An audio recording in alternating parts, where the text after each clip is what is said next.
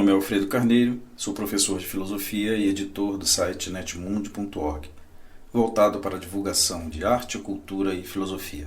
Neste áudio, farei a leitura de um breve resumo das principais características das filosofias antiga, medieval, moderna e contemporânea, para que você entenda quais eram as preocupações dos filósofos em cada época. Essas preocupações representam, no Ocidente, a aventura do pensamento humano ao longo da história. Essas características também se encontram na página principal do site. Sem mais demora, vamos começar a leitura. A filosofia surgiu na Grécia, ou melhor, nas colônias gregas da Ásia, no século VI a.C., com Tales de Mileto, e se estendeu até o século VI d.C., quando da derrocada do Império Romano e da ascensão do cristianismo. São 1.200 anos de história da filosofia greco-romana. Esse é o período da filosofia antiga e representa o aparecimento das primeiras investigações puramente racionais acerca da realidade e da existência humana.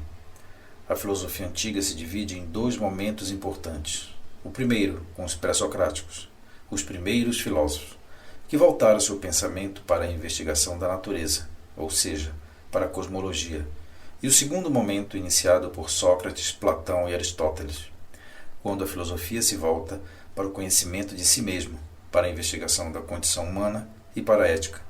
Essa passagem da cosmologia para a investigação do homem ficou conhecida na filosofia antiga como virada antropológica.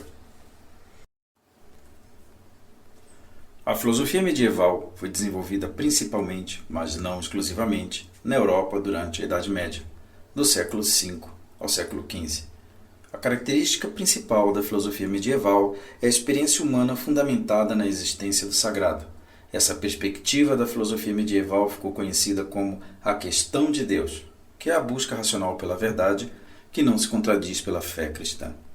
Em grande parte, o poder da Igreja durante a Era Medieval influenciou a filosofia medieval. Seus representantes mais conhecidos foram Santo Agostinho, que afirmava que a razão, sozinha, era limitada, mas poderia ser iluminada pela fé, e Santo Tomás de Aquino, que afirmava que razão e fé são independentes, mas que, quando bem aplicadas, chegam ao mesmo lugar, que é a constatação da existência de Deus.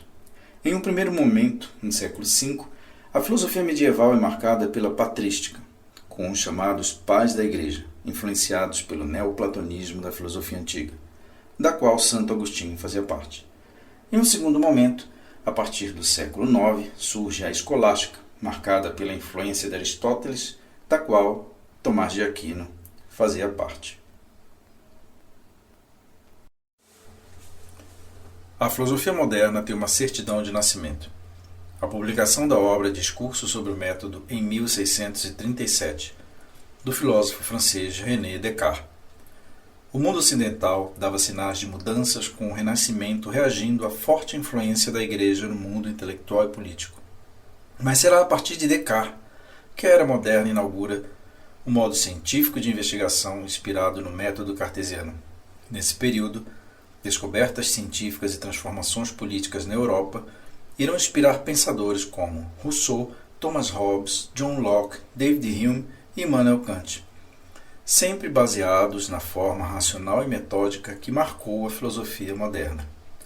O Iluminismo foi um dos movimentos mais marcantes desse período. Seus integrantes acreditavam na disseminação do conhecimento e no enaltecimento da razão. Duas correntes filosóficas importantes da era moderna foram o racionalismo e o empirismo. A filosofia contemporânea surge no final do século XVIII. Tem como marco a Revolução Francesa em 1789. Engloba, portanto, os séculos XVIII, XIX e XX. A chamada filosofia pós-moderna foi incorporada à filosofia contemporânea, reunindo os pensadores das últimas décadas. Esse período é marcado pela consolidação do capitalismo gerado pela Revolução Industrial Inglesa em meados do século XVIII. Com isso, torna-se visível a exploração do trabalho humano, que é um dos temas fundamentais da filosofia contemporânea. Ao mesmo tempo, se vislumbra o avanço tecnológico e científico.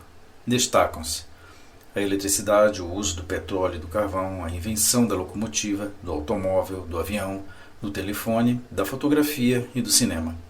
Mais recentemente, a internet e a tecnologia digital lançaram novos desafios para os pensadores. Esse período é marcado também por guerras e crises humanitárias, inaugurando a crise do homem contemporâneo e o surgimento do niilismo, ou seja, do vazio existencial. Alguns temas importantes dos filósofos são o poder político, econômico e cultural e a investigação da linguagem. Algumas correntes de pensamento marcantes desse momento são o marxismo, o positivismo, o humanismo e o existencialismo.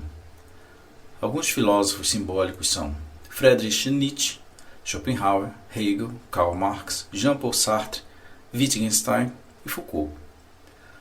Os filósofos contemporâneos convocam o homem a tomar consciência de seus atos, parar de se refugiar em desculpas políticas e religiosas, assumir suas responsabilidades, valorizar a dignidade humana e lutar contra as poderosas e injustas estruturas de poder da era contemporânea.